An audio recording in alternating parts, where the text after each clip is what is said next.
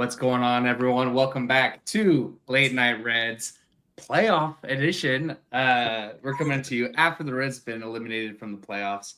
I'm Skylar Webker. He's Ben Brown. And Ben, not bad, right? No, not at all. Not at all. I'm very pleased. It's not the outcome we wanted, of course, but it's a step in the right direction. It's a step in the right Absolutely. direction. So And I was out of town for work and kind of talking to all my coworkers who live in the Carolinas. So they don't have a baseball team, so they're not affiliated with any kind of fandom. And kind of explaining to them like it's hard to really be down and out about it because this has been a successful season through and through. I mean, finished over 500, finished with the playoff spot. You saw development in your young players like Ellie De La Cruz, Andrew Abbott, Hunter Green, Nick Lodolo even had a great year. So you saw development in these young guys.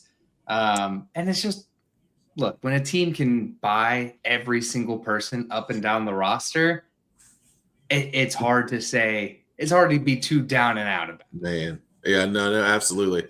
So I I tell this story. I watch the Reds, but I can't say like I'm just nitty gritty into baseball. Like I do watch baseball and I do love it. I'm watching the playoffs and all that stuff. But the Dodgers have a center fielder. I think his last name is Pangus or Pangus. Pajes. Is it Pajes? Is that how you say it? Yeah, So it's Pages, but I think he's it's in their pronounced lineup. Pajes. Yeah. So he's in their lineup. And I'm like, oh, okay, center field. Dude, do you know that he had 27 home runs this year? That's crazy. I mean, think about that. All the guys in their lineup between Shohei, Betts, Freddie Freeman, Teoscar Hernandez, all the dudes in their lineup, and the center fielder had 27 home runs. I guarantee you, if you're not a Dodgers fan, you have no idea who that guy is. I only know 27 home runs. him because he's one of two players on their roster that are homegrown. Yeah, That's the only him that's and the Will only Smith. reason. I mean, That's the only reason I know him. yeah, it's crazy. You're looking up and down that lineup, and you're like, dude, like there's just so much talent. I mean, there's not an easy out in the lineup. There's not somebody you can go, all right, man. Well, if we get through this guy, then getting the second out and the third out should be easy because they're not playing great. They don't have that. They don't have that. Like you literally have to battle every at bat against those guys. And look, they did, and Pat puts in here. At least they didn't get shut out this time, which Yeah. thankful on that. But look, they still put up 4 and 5 runs Mhm. against this absolutely stacked, loaded Dodgers lineup. The hopefully back-to-back champions in their eyes. So, I mean, the current champions, I should say. So Mhm. it's hard to be too down and out about it. We saw kind of the goods in there. Like we saw run production, we saw defense, we saw Mhm. pitching able to hold on as long as they could. So yeah, you hope the Reds can kind of piggyback off this, and I don't know what they do in the offseason, but you hope they continue down this direction at least. Yeah. I mean, I think anytime a team makes the playoffs and has the season that the Reds have had, um, you hope it's a sign from management that you're not far off. I mean, yeah, these games felt like they were far off because you squeaked in, you got in kind of backwards. The team had to lose for you. I mean, you got in kind of wonky, but you also won a lot of games to put yourself in position to get there. So Yeah. you started playing well at the right time, and another team falters. That's not your fault. That's you rising to the occasion and being able to win games when it mattered. Um, so I'm hoping that what management sees is that we have a good core, we have a good pitching rotation, we have a good core, and we just need a couple pieces here or there to kind of round out a really good baseball team. And I hope they're not. Here's the thing, too. I hope they're not afraid to make a move because they're just sitting on their hands. So, like, I think of guys like Matt McClain. I think of guys like Spencer Steer, who are guys that came up through the Reds organization. They're guys here. People love them. I mean, people love Matt McClain. They love Spencer. They love these guys. I'm hoping that if a move comes up where they're like, hey, we want Matt McClain in a trade, or we want Spencer Steer in a trade, or we want, whoever the case may be, that they don't say, oh, well, we don't want to mess it. Like, don't be afraid to shake it up a little bit. Now, I'm not saying you got to trade the farm, but don't be afraid to pull the plug on some of these guys in order to get more valuable pieces in. That's what I kind of hope for. I hope that they're aggressive because, like, I think we've mentioned this before, dude, the window is so small to have a winning team. The window is so small. So I'm hoping that they're seeing that this window it still has open window. You have a really good manager, you have a really good manager, and you have a really good coaches around him. I'm hoping that they take this window of opportunity and say, let's build on it. Let's go get a couple pieces. Let's go do some of these things. And like it doesn't have to be huge pieces. It doesn't have to be somebody that's, but it has to be people it's going to make a difference. It's going to move the needle a little bit, because right now you're sitting where you have a team that's got the opportunity to win, to go in there, win playoff series. You just got to build on it.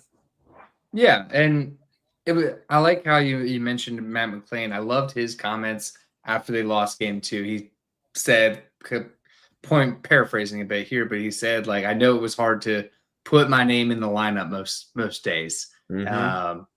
He knows about the struggles. He knows what he has to do to really get back into Matt McClain groove. So I hope he puts that work in this offseason to see what we saw in the 2023 Matt McClain, of the 2024 Matt McClain. Well, we didn't see 2024 Matt McClain. So, but I also think they definitely have to hold on to a couple of guys. Key free agents are Austin Hayes, Miguel Andujar, Nick Martinez, and Emilio Pagan. Those are kind of the free agents now. Austin Hayes, you probably part ways with and not lose too much, but we've been on and on about what Miguel Andujar can do for this team. But we've also been on and on about what Nick Martinez is for this team, the best swing guy in this league, I would say. And we saw Emilio Pagan really step up and take that closer role this year, and faltered a little bit at the end, but it's bound to happen when you're used 82 times a year. Right, exactly. You know what I mean? It's really hard when you have 91 appearances, out of 162 games. So, but no, I agree with you, man. I think the core is there. And I hate to say, I would just using Matt McClain and Spencer Steer as examples. I'd be okay if they stayed. I mean, it's not that I want them gone. And I think a big thing with them too, I think Spencer Steer came to the season played hurt. Matt McClain, I still don't think is healthy. So, those guys are sacrificing a lot to be out there. And I give them credit. When you're not healthy and you're still out there trying to play, like, it makes it difficult, which I completely understand. But I think that there are some guys out there, free agent wise, that you can bring in. And like you said, some key ones that we've got to hold on to. Yeah. Which, like we talked about before, Andujar was a huge addition. We got to find a way to keep him. Pagan was very valuable. And like we said, Nick Martinez is one of the MVPs of this team. So it'd be nice if we're able to hold on to those guys and build on what this team has done in 2025. Yeah, and look, I think this is probably one of the first years this front office can go in and say, we really don't need to do anything to our pitching. Like, Mm-hmm. we really like all the starters. We like guys in the bullpen, especially if Connor Phillips can be that high leverage guy.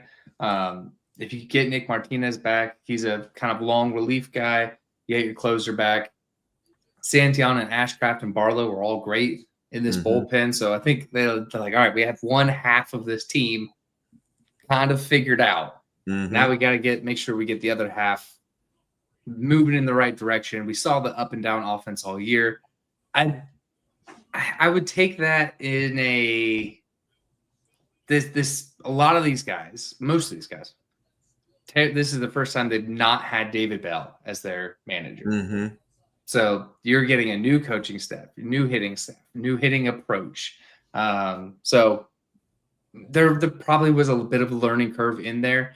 Now, I'm not saying they can just sit on their hands like you said. They definitely still need there are holes in the lineup that still need to be addressed. But I do think these guys, with another year of togetherness, another year under Terry Francona, I think we see the progression from here. And I mean, if you're progressing from above 500 playoff team, everything like that, that's a good sign. That's what you want.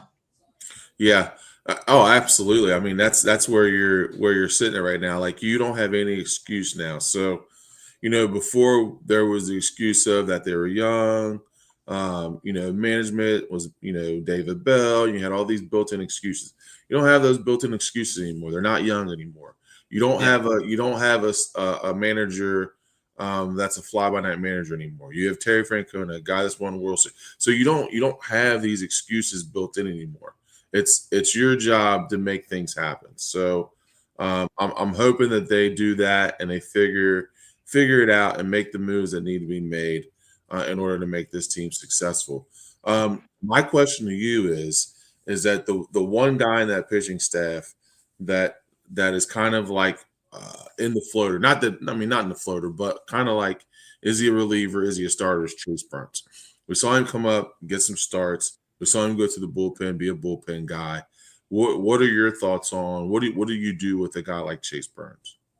He's a starter every fifth day. Now that he doesn't have like an innings limit on him, because like we mentioned all throughout the year, it's his first time in the big leagues. He just got drafted last year, so take the innings restriction off him. I think you leave him in the starting rotation.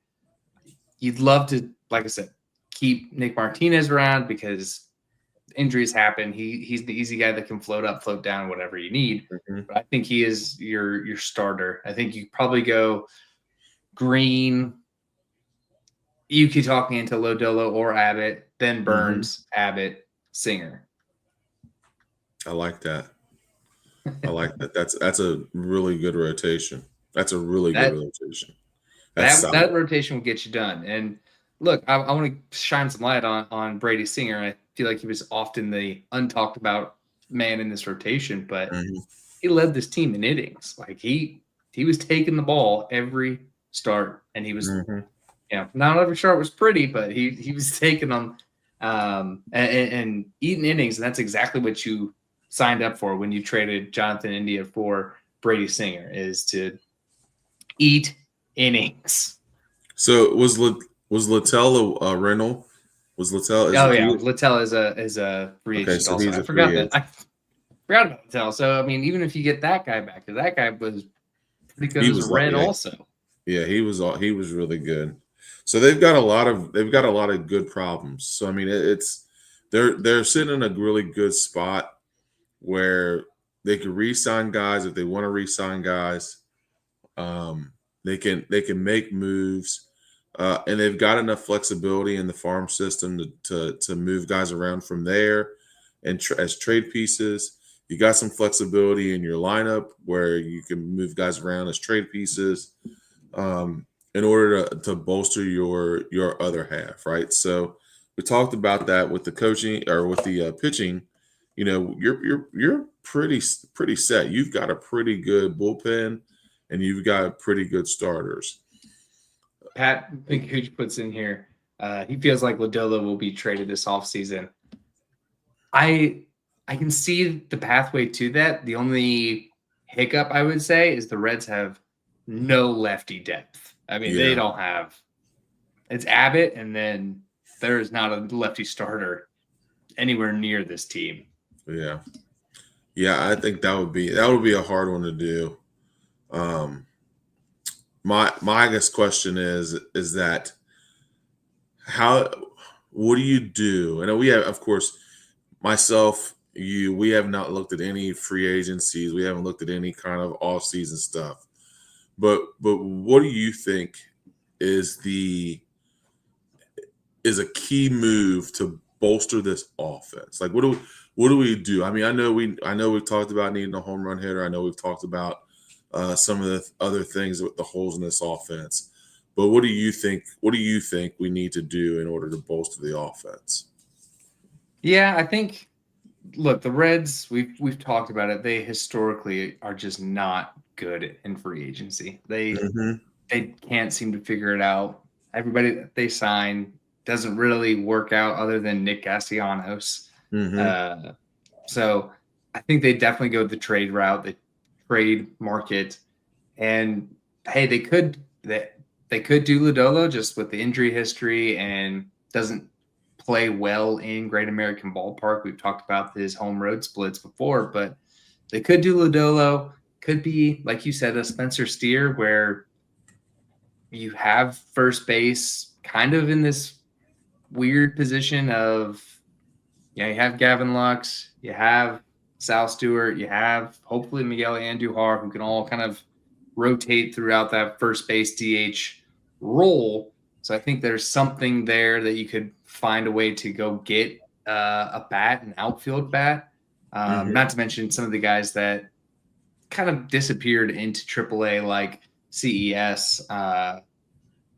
We'll see how Terry Francona feels about Will Benson coming into the spring. So Yeah. I think there's some pieces that you can get interesting with.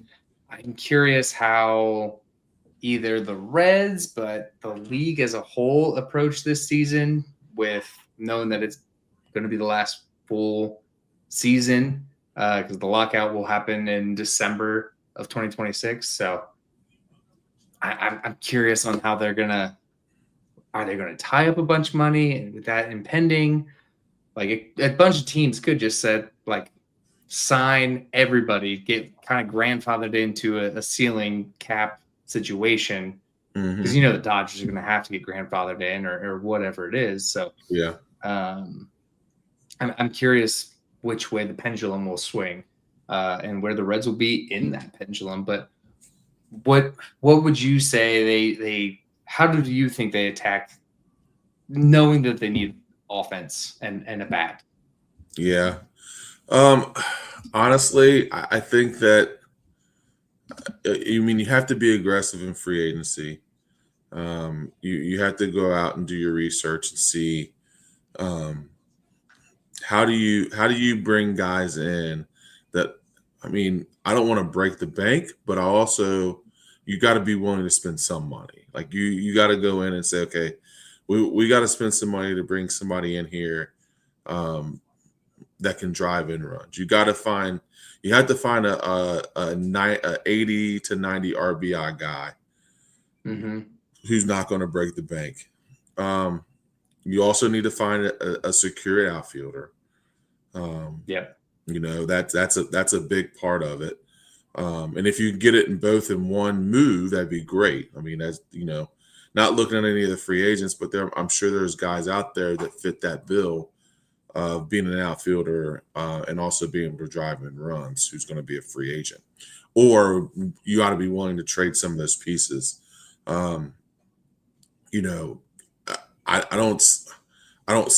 mean, I'm not sure if CES is a part of the plan in the, coming in or not. I'm not really sure. Truth be told, you said his name. I was like, ooh, I forgot he was on the roster. Like, he's been gone. You know what I mean? Out of sight, out of mind. Like, he hasn't been up here. So it's like you don't even think about it. But you got guys like him. You got guys like Will Benson. You're just not sure what they're going to want to do with those guys. As far as maybe being part of trade pieces, not my fear, but my I guess my thought is that you're going to have to get rid of somebody fairly big if you're going to want to bring in that kind of piece. Um, you're going to have to move somebody that's you're going to have to move somebody worth a little bit of weight, which that stinks because it breaks up the continuity. But you gotta be willing to part with some pieces in order to bring some people in that are going to help you in the long run. So Yeah, I don't know and we've what that talked about is, it. Like but other GMs aren't looking to lose deals. Like you right. got to give up value to get value. Yep. Um, Yep. so that's something. I know Kyle Schwarber. Seth puts in here. Kyle Schwarber is a free agent. We'll see. I kind of expect him to be priced out of what the Reds would be willing to spend right now. Yeah. But you do have guys out there that are a little up there in age, still very productive. Eugenio Suarez is going to be a free agent again. Hmm. Um, there's plenty of guys out there. What I hope for is that they finish the season with guys that they start the season with. So for example, I pulled up the opening day lineup. It was TJ Hmm. Friedel, Matt McLean, Ellie De La Cruz, Gavin Lux, Jamer Candelario, Spencer Steer, CES, and Jake Fraley. So like a third of your opening day lineup is no longer in this organization or on this team. So Yeah. uh, you hope that that's not what the Phillies are doing. That's not what the Brewers are doing. That's not No. what the Dodgers are doing. Those Yeah. guys are penciled in from game 1 to 162. Yep. And I hope that the Reds are able to uh, find a way to be a little more consistent with their roster throughout the season. I mean, we obviously have the foundation of guys like Ellie, Steer, Hunter Green, Matt McLean, TJ Friedel, but it seems like every year there's probably about a 30% turnover of whoever you opened up your opening day roster with to whoever you finish with. Hmm. Yeah. No. Absolutely. I think that's a big. I think that's a big piece to a lot of the good team success. You bring up the Brewers, you know what I mean? Like I don't know what their opening day roster was, but I would assume that it's the same, maybe one or two different guys different, maybe. But It's almost identical because they did nothing at the yeah, deadline. yeah. So I mean but that lineup continuity is huge, you know what I mean? Like when you know a guy is going to be there from start to finish, then it makes a huge difference. I mean, it makes a huge difference when you have that continuity when those guys are playing day in and day out together. Um, and it's a different thing. Like you said, we had a third of our lineup is not even on the team anymore. Like that's almost unheard of. Like that's insane. And I feel like it's that every year. It's like Hmm. that. Um, so yeah, they definitely get a little more consistency in just the roster. I mean, you see guys who are consistent pieces and they like trend the right direction, and then Hmm. it's just like they can't get over that hump. Riverview put in the chat here, watching Castillo pitch in the postseason. Man, what a loss of losing him. And look, I love watching Luis Castillo pitch anytime. I Hmm. mean, that guy is just so fun to watch. Yeah, yeah. He was a big one. He was one of the, like I think I said that before. Like he was the one that got away, and I was like, man, like that one stung. That really stung because he was just now hitting his stride. Like he was really getting good. As you can tell now, I mean, he's pitching in the postseason, but like he was really starting to get there.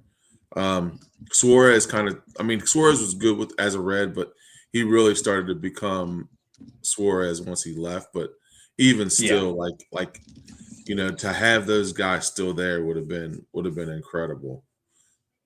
I'm trying to pull up how many years he has. He still has 3 more years after this one. So yeah, he's locked up for a while. Yeah. Yep. Yeah. We've talked about how they've absolutely not do well in that trade. Jeez. Dog's losing his mind.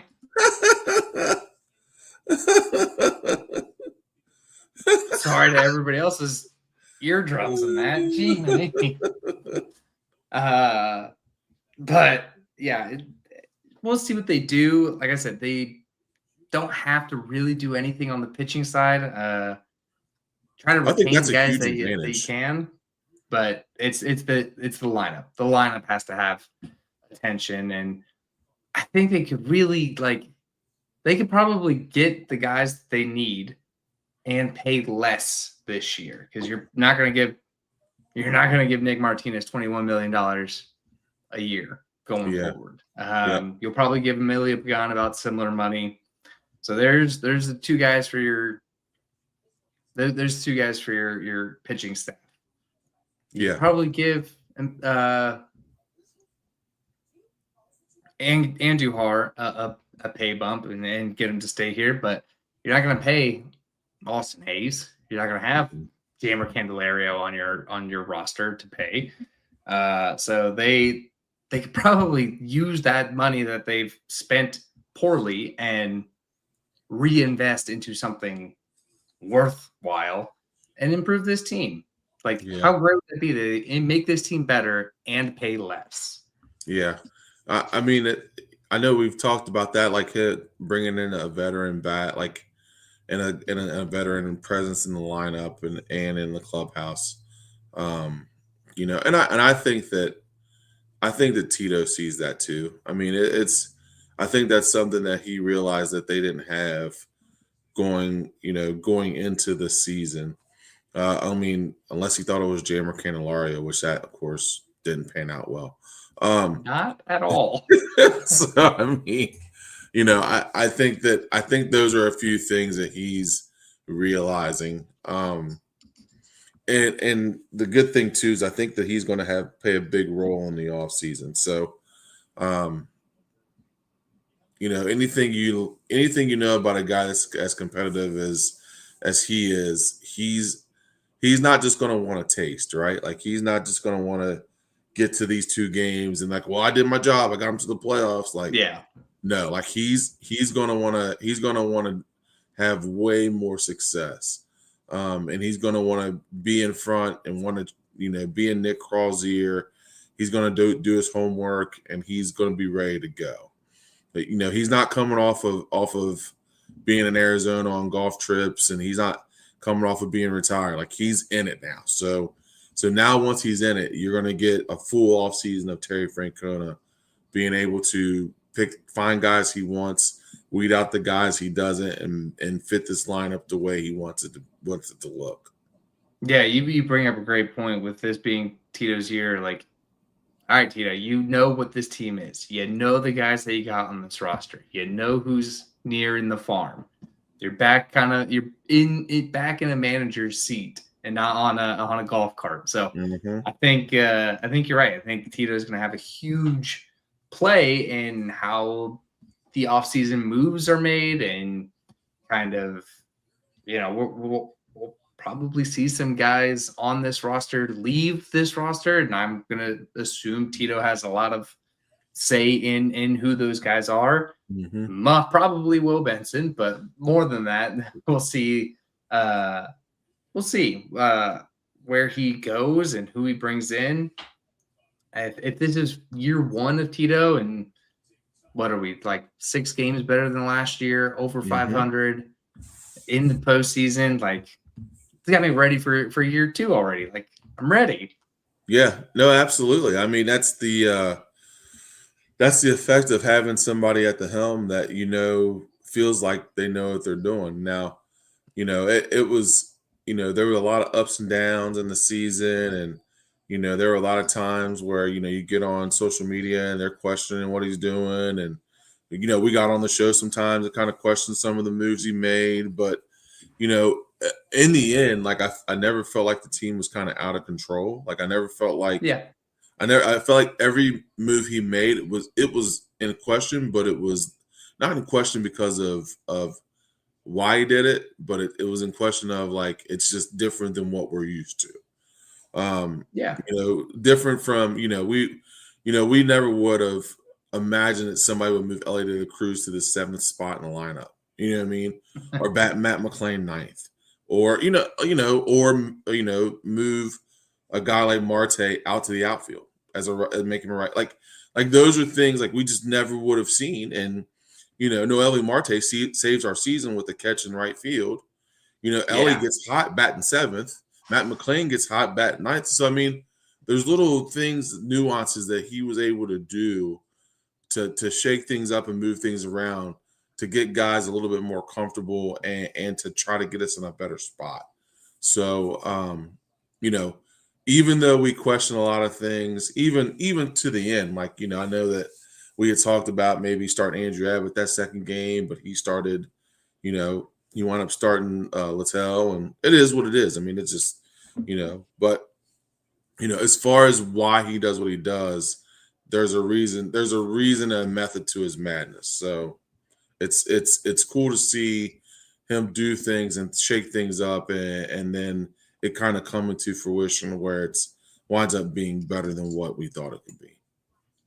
Yeah, I mean, I'm never going to complain about what Tito has done. I mean, we had questions with when he was on that big Santiago Espinal kick, but that was more out of necessity than anything else. But I mean, he manages with a purpose. Like it never felt like he just made a decision to just make it. Which is what drove me nuts about David Bell is that it oftentimes felt like he made switches and stuff just so it was like little league, like, oh, I want everybody to get a chance to play. And it's like, no, we want to win games. And Philip Irvin was not winning us games. No. Christian Colon was not winning us games. And especially when you switch him out for Joey Votto. And right. Joey's not available to be up in the 9th inning in a tight game. Yeah. We'll always remember that and always dislike David Bell off of that. But it never felt like that with Tito. And to your point with the decisions that he did make, like moving Marte to the outfield and moving McClain and Ellie in the lineup, when he specifically the Marte move, like Jim Day had a great kind of side comment about it, and it rang true, is that David Bell is not in the business of making players look bad. He's not going to put players in a position to look bad. He's not going to do that. And so all of the decisions he made were in growth and versatility and expanding people's game or trying to get them off the schneid and into the right direction. And all of those worked. So that's why you get a Terry Francona, because he's managing with a purpose. He's not just trying to make his presence felt out there. Yep. No, absolutely. He was definitely doing things to and I don't know if it was I feel like he just has so much experience that sometimes he just knew instinctively what to do with guys. Yeah. So it, like that's a really cool. That was a really cool thing to see. Even like when he would pull a pitcher early, or he would bring a guy in for this guy or move a guy around. Like it felt more just from experience and instinct that he just knew what to do because he's managed so many baseball games that he was able to make those things happen. And it, it worked out. Sometimes it was great. And sometimes you're like, but like I said, I never feel like he just did things just willy nilly or was like, we're just going to throw this together and see what, like, no, I was like, there was always something about why he did what he did. Yeah, I agree. And I had a point and it just left my head. I'm pro Tito all the way, and that's why I'm excited about kind of this. I remember now. The other thing that the Reds have historically just haven't been able to ever do is beat teams in their division.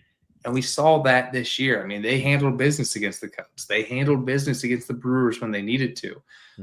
So those are the top teams in this division. So that was the other thing with Tito being under this team is getting it done in division, which we harped on all year. And at the end, Tito was able to really get these guys to do what they need to play against those upper teams.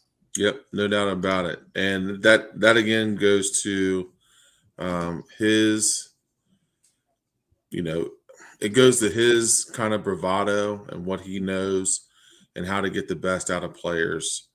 And sometimes you got to challenge players, man. Like, I don't know if it bothered Ellie De La Cruz to go to the 7th position or not, but he was challenged, right? Like you're the star, you're the guy that's on the video game. Like let's go. Like let's make it happen. We're going to move you to 7th, and all of a sudden he started seeing the ball better. He was getting hits. He was getting value. He was getting RBIs. He started hitting home runs again. So like it's like sometimes those guys had to be challenged, and it's if pro players aren't anything, they all have egos. They can be humble, but they've got egos. Like, I mean, you don't make it to professional sports without knowing that you're really good at what you do. So, in order to manage that, sometimes you have to do something kind of out of the blue or not really unorthodox, but it's something that people really wouldn't have seen another manager do. So, because it's almost like a challenge for your star, and a lot of people don't like challenging their stars. You saw that a lot with like Fernando Tatis Jr. Like he wouldn't run out ground balls. Like he wouldn't do and there was no repercussion. He never sat. He never got pulled from a game. Because people don't want to challenge their stars. So, with Tito, he's been around long enough. He's got enough old school in him where he's going to challenge guys to be better. Yeah, and he's gotten guys to be better. I mean, think about all the stars that he had: Dustin Pedroia, Big Papi, Jose Ramirez, Francisco Lindor. Like, those guys didn't become great by chance. Like, they became great because of what Tito is able to offer. And I will say, one critique of Tito is if guys don't make guys play through stuff, or don't let guys play through stuff. Yeah. We saw with Ellie with the oblique, like we saw a dramatic dip in him when the oblique sprung up, and he still played every single day. And we saw kind of what that toll that took there at the end. But so that maybe that's the thing that the front office needs is to address is the depth, because if Ellie goes down, you don't really have another shortstop on this roster. I know Matt McClain came up as a shortstop, but you don't really have anybody else out there. If TJ Friedel goes down, you don't really have another center fielder. So I think that might be some stuff that they try to address this offseason as well. But with Tito and his managing, like, protect guys from themselves. Everybody wants to play 162, but it's not worth it if they're bummed out or burnt out by the end of it. Yeah, no, absolutely. Sometimes you got to step in and say, okay, you need that day off. I mean, it's a badge of honor for Ellie to play 162, but I mean, at the end of the day, is it beneficial? Is it something where it's like you're getting the most out of him every day?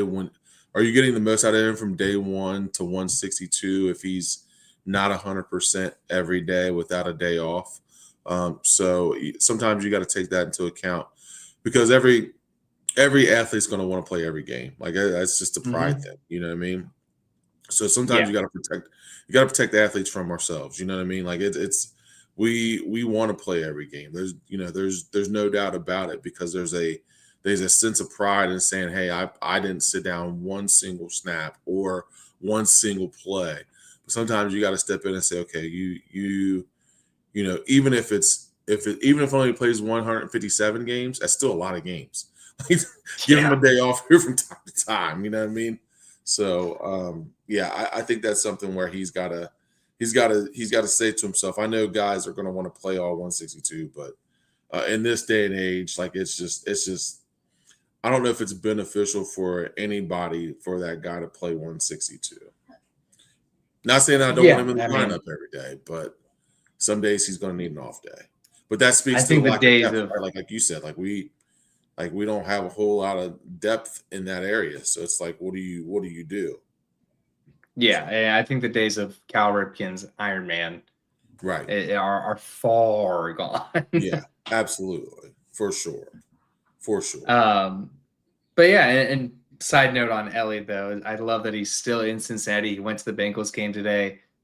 So that's super cool that kind of just sticks around, doesn't jet back off to the Dominican or on vacation or anything like that. But yeah, I think all in all, I think it's just a great season. We achieved kind of the milestones we hope to see this season. And we hope that kind of can build up upon that. I hope ownership doesn't, hey, we did it.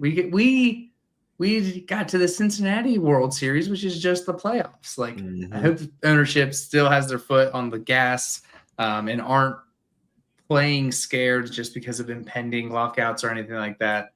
I think the time to swing is probably now because the rules are about to change. Not like that really would affect them because they're not in the spending league as some of the other teams, but you never know. You never know what the sacrifices of CBA will come out to. So all in all, I think this is just a great year, great development year. Satisfied with the results, but still hungry for more. And I think they can do it. I think you keep developing these guys and these guys take more and more steps forward. I think we see better Reds in the near future. Yep. No, I agree. You go into the offseason, and no matter how you slice it, you are a playoff team. So you go into the offseason as one of the final, what is that? Hold on, I'm trying to think. Was it 12 teams? Is it 12 teams? Yeah, 6 on each side. Yeah, 6 on each side, right? So you're one of the final 12 teams to play baseball. So, I mean, you're going into the offseason knowing that you are one of the best 12 teams left.